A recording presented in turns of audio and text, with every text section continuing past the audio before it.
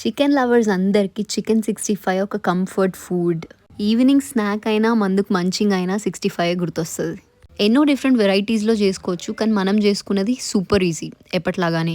First boneless chicken తీసుకొని దాన్ని మంచిగా కడిగి చిన్న చిన్న పీసెస్ కట్ చేసుకోవాలి. మరీ చిన్నగా కాదు, మీడియం సైజ్లో. ఇప్పుడు మ్యారినేట్ చేసుకోవడానికి ఉప్పు, కారం, పసుపు, గరం మసాలా, చికెన్ మసాలా, బియ్యం పిండి, కార్న్ఫ్లవర్, ఇంకొంచెం రెడ్ ఫుడ్ కలర్ వేసుకొని, నిమ్మకాయ రసం, ఒక హోల్ ఎగ్, ఇంకా కర్డ్ వేసుకొని కలుపుకోవాలి. చేయితో కలుపుకుంటే ఎంత మంచి ఫీల్ ఉంటుంది కదా.